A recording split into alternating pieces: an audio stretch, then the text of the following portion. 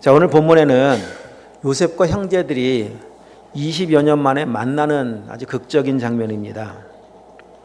20여 년 만에 팔려간 요셉은 그 거대한 나라의 총리가 되어 있고 팔았던 형들은 거지가 되어 나타났습니다. 만약에 요셉이 지난날의 아픔을 고난을 잊지 못하고 있었더라면 그가 가진 권력으로 인해서 지금 바로의 궁은 복수의 피비린내가 펼쳐졌을 겁니다.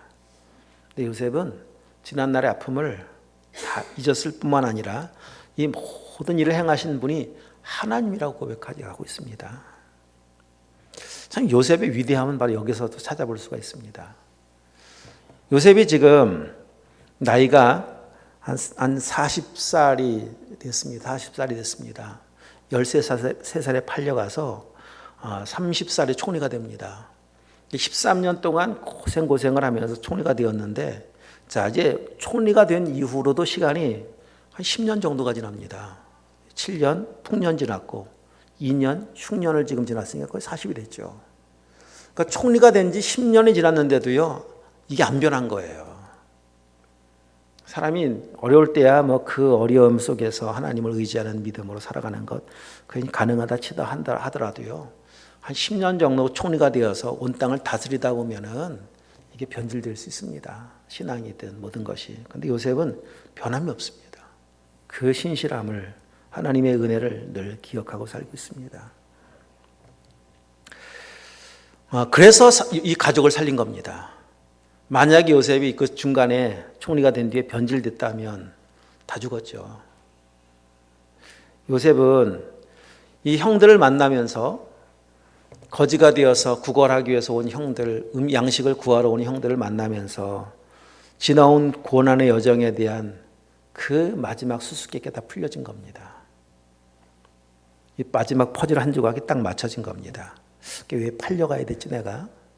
왜 이런 고생을 해야 됐을까? 하나님의 꿈은 어떤 의미가 있었을까? 그 꿈이 이렇게 이루시길 원하셨던 것이구나 라고 하는 것을 알게 하셨습니다. 그래서 요셉이 내린 결론입니다.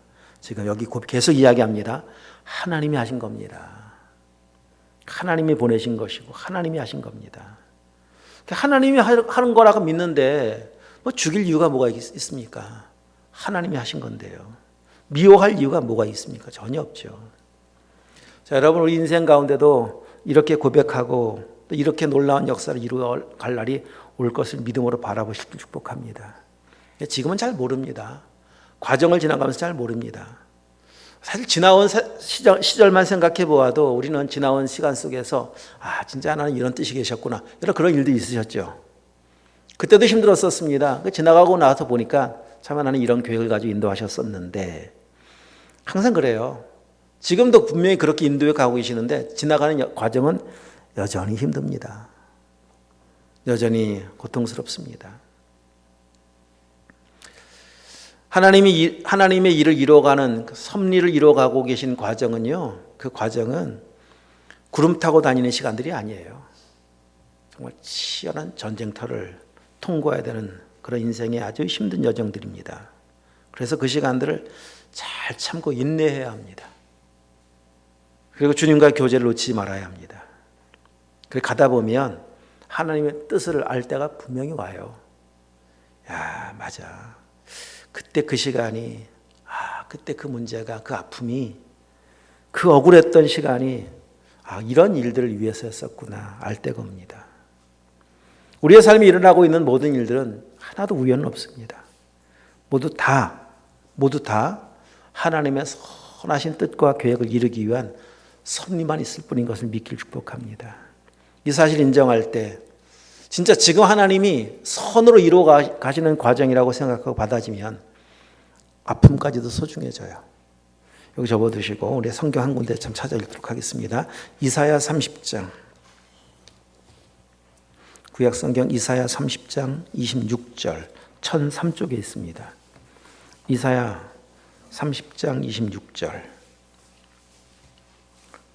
다 함께 한번 읽어보겠습니다. 여호와께서 자기 백성의 상처를 싸매시며 그들의 맞은 자리를 고치시는 날에는 달빛은 햇빛 같겠고 햇빛은 7배가 되어 7날의 빛과 같으리라. 할렐루야. 상처가 있습니다. 맞은 고통의 시간들이 있었습니다.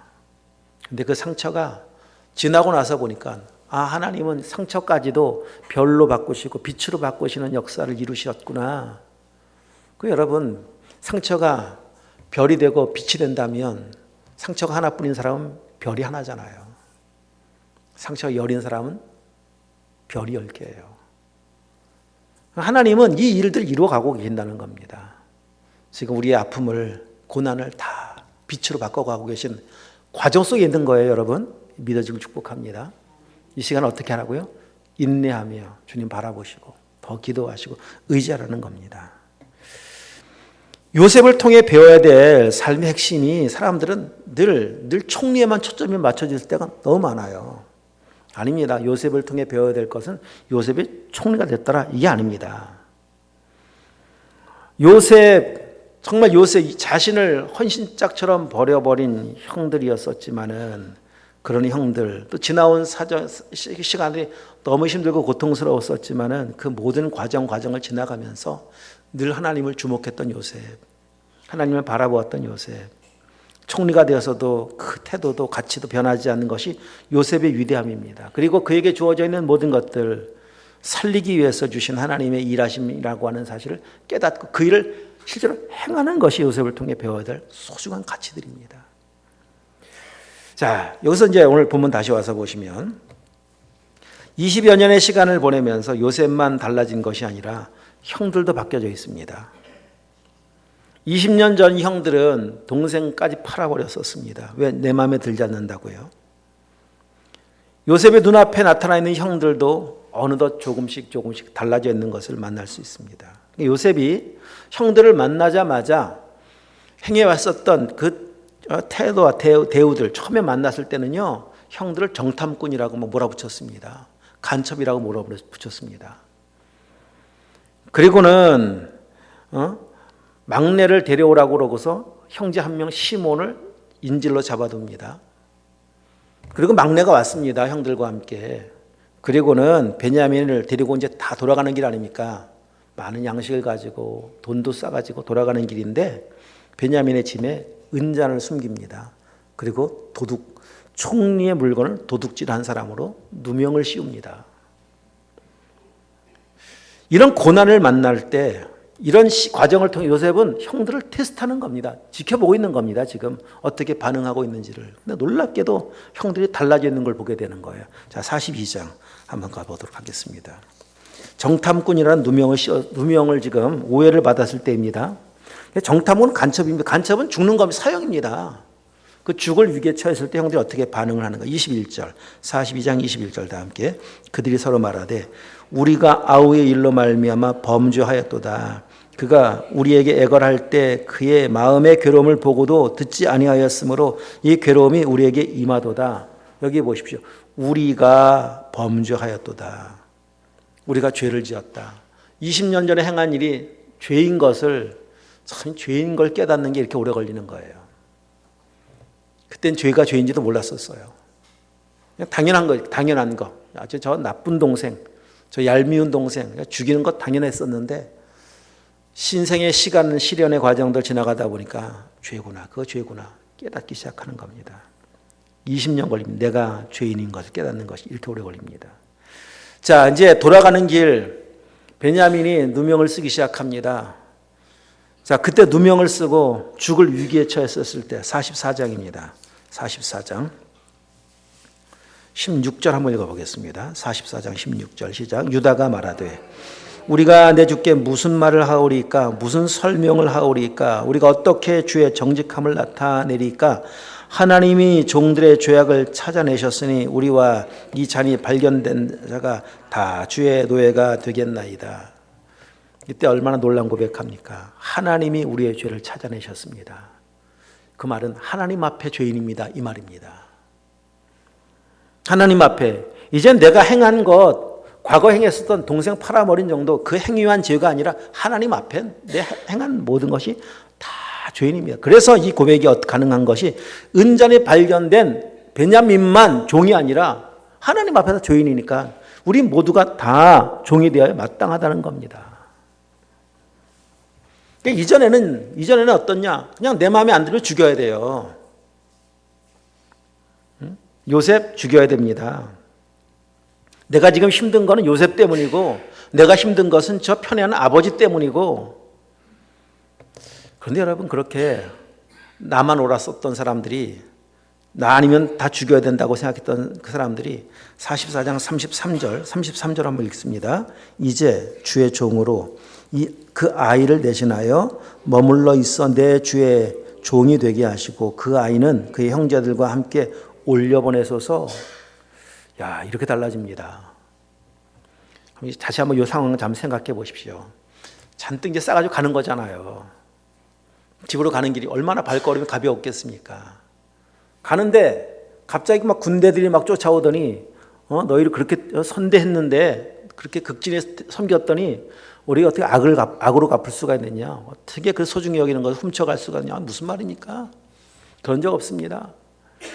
그들의 결벽을 막 주제하고 이야기하는데 짐을 하나하나 수색하다 보니까 맨 막내 동생 베냐민의 짐에서 발견되는 거예요. 그게 동생이 물론 아니죠. 물론 당연히 아닙니다. 다 이게 함정이고. 그런데 아니라고 막 발뺌했겠지만은 아니 명백한 증거가 나왔잖아요. 그러니 아니라고 말을 해도 형들이 볼 때는 저 괘씸한 놈 아닙니까? 가다가 다시 잡혀오는 겁니다. 총리가 그렇게 아끼는 것을 훔쳤으니까 이제 우리는 죽을 위기에 처한 겁니다. 그러면은 그 동생에 대한 미움이 얼마나 크겠습니까? 집에서도 미웠었는데 왜? 아버지가 요셉 베냐민만 그냥 끼고 사니까 저 인간 때문에 우리 다 죽게 생겼다. 그냥 그 한 사람에 대한 미움과 증오가 가득할 법도 한데 지금 요셉 앞에서 이야기하는 모습을 보십시오. 내가 대신하겠습니다. 대신, 여러분, 대신이라는 그 일은, 대신하는 일은 하나님이 하시는 일이에요. 예수님이 하시는 일이에요. 고린도서 5장 14절 한 사람이 모든 사람을 대신하여 죽었은즉 모든 사람이 죽은 것이라. 누가 여러분 대신한 줄 아십니까? 사랑해야 대신합니다. 사랑해야 벌 대신 받습니다. 사랑해야 억울함을 대신 누명을 내가 뒤집어 쓰려고 합니다. 그만큼 사랑하는 관계가 됐다는 거예요. 예수님을 닮은 사람으로 변화되었다는 겁니다. 근데 그 20년의 시간 속에 성경은 요셉의 삶에만 이렇게 그냥 스포트라이트를 비춰서 우리가 요셉을 살펴보았지만은 보이지 않는 저 형들의 삶에도 하나님은 간섭하셨다는 겁니다. 요셉만 힘들었겠습니까? 아닙니다. 형들도 힘들었습니다. 팔고 나서 편한 잠 잘 수가 없었을 것입니다. 그런 마음의 힘듦뿐만 아니라 환경도 참 힘들지 않았겠습니까? 얼마나 어떤 환경을 보냈는지 우리는 알 수 없어서 성경에 기록하고 있지 않아서 알 수 없는데 한번 천국가 물어보십시오. 요셉 팔고 어떤 일이 있었는지 물어보세요. 진짜 눈물 없이 지나는 시간들이었을 겁니다. 그 2년 또 흉년을 만나잖아요. 그러니까 얼마나 지금 흉년 배고 먹을 게 없고 그러면 그 먼 나라까지 지금 구걸하러 왔겠습니까? 그 과정이 얼마나 힘들었겠습니까? 하여튼 그 힘든 과정을 통해서 하나님은 이 형들도 이렇게 변화시켜 가고 있었다라고 하는 거예요. 요셉과 이제 대화가 됩니다. 그 수준이 이제 같아지는 거예요. 하나님께서 우리를 만드시기를 어떻게 계획하셨느냐? 우리에게 주시고자 하는 복이 뭐냐? 거룩하고 흠이 없는 하나님의 아들 되는 것을 신령한 복이라고 말씀하지 않습니까? 하나님의 거룩하신 것 같이 우리도 거룩하게 만들어 가시겠다는 겁니다. 왜? 그분과 대화가 돼야죠. 교제하려면 대화가 돼야죠. 그분은 거룩한데 우리는 거룩하지 않으면 전혀 대화가 안 됩니다. 통하지 않습니다. 그런 사람으로 지금 요셉과 형들 함께 빚어가고 있었던 겁니다. 자, 이렇게 우리가 성숙하게 다듬어 가자기를 축복합니다. 요셉, 형들을 만난 요셉의 모습을 통해서 이 성숙한 사람 이런 사람이다. 간단한 제목만 좀 살펴보려고 합니다. 성숙한 사람은 그 감정이 분명한 사람입니다. 감정의 표현이 분명한 사람입니다. 울 때 울고 웃을 때 웃을 줄 아는 사람. 지금 요셉 45장 1절 말씀에 보면요, 그 감정을 이제 더 이상 억제할 수가 없습니다. 그 위에 지금 유다의 고백. 자, 유다가 지금 내가 대신하겠습니다라고 말할 때 유다만 그 말하고 다른 형제들은 그래 네가 대신 짐져 막 잘 됐다 뭐 이런 걸까? 이런 분이 아니죠. 루벤은 안 나섰겠습니까? 장남인데 아니다 유다야 내가 대신 벌 받으마 너희들 다 올라가라. 그 둘째는요, 응? 시므온 레위는요, 뭐 그냥 모든 형제들이 다 달라붙어서 아닙니다. 제가요. 그렇게 변화된 모습 보면서 요셉이 그냥 그 감정을 주체를 못하는 거예요. 그리고는 2절 말씀과 같이 큰 소리로 옵니다. 이 성숙한 사람입니다. 지금 울어야 될 타이밍이잖아요. 예전에는 혼자 울었어요. 몰래 울었어요. 근데 지금 이 상황에서는 눈물을 감출 수가 없습니다. 성숙한 사람은요, 울 때 우는 사람이고 웃을 때 웃는 사람이에요. 미숙하면은요, 남들 다 웃는데 혼자 울어요. 남들 다 우는데 혼자 웃고 있고요. 미숙함이에요. 자, 성숙한 요셉, 때를 잘 분별할 줄 아는 사람입니다. 형들 만나자마자 내가 요셉이다, 내가 총리가 됐다, 그 자기 신분을 왜 밝히고 싶은 마음이 없었겠습니까? 지나오면서. 근데 일찍 폭죽을 터뜨리면은요, 이런 역사가 나타나질 않습니다. 기다리는 거예요. 이런 변화가 일어날 때까지 기다리는 겁니다. 흘려야 될 눈물 혼자 몰래 흘리는 거예요. 여러분, 부모님들 그렇게 살고 계시고 또 살아오시지 않았습니까? 때가 있습니다. 때를 잘 기다릴 줄 아는 사람, 성숙한 사람입니다. 미숙한 사람은 못 참죠. 성숙한 사람은 고난의 문제를 해석하는 태도가 다른 겁니다. 요셉은 이렇게 다른 겁니다. 하나님이 하셨습니다. 5절, 7절, 하나님이, 8절, 하나님이. 이게 성숙한 사람의 모습입니다. 이 말은 요셉의 이 고백은 그냥 종교적인 멘트가 아닙니다. 진짜 고백이었었습니다. 또 성숙한 사람은 자신에게 주어진 형통의 의미가 뭔가를 아는 사람입니다. 자, 8절 말씀을 보면은 8절, 그런즉 나를 이르 보내신 하나님이신데 하나님이 나를 바로에게 아버지로 삼으시고 그 온 집의 주로 삼으셨고 애굽 온 땅의 통째로 삼았다. 하나님이 하셨다 고백하고 있죠. 왜 그 일을 행하셨는가? 5절 말씀해 보니까 하나님이 생명을 구원하시려고, 7절 하나님이 큰 구원으로 당신의 생명을 보존하시려고, 이 자리에 오르게 하신 이유는 어디 있느냐? 살리는 일을 행하게 하려고 세우셨다는 겁니다. 이게 성숙함입니다. 왜 내가 그 자리에 있는지를 알고, 왜 내가 그것을 소유하고 있는지를 알고, 이것이 나만을 위한 사람은 미숙한 겁니다. 성숙함은 하나님께 주신 모든 것은 다 살리고 섬기고 구원하고, 그 하나님은 나를 세워가기 위해서 주신 것이라고 하는 사실을 아는 사람입니다. 이게 성숙함입니다. 자, 말씀을 마무리하도록 하겠습니다.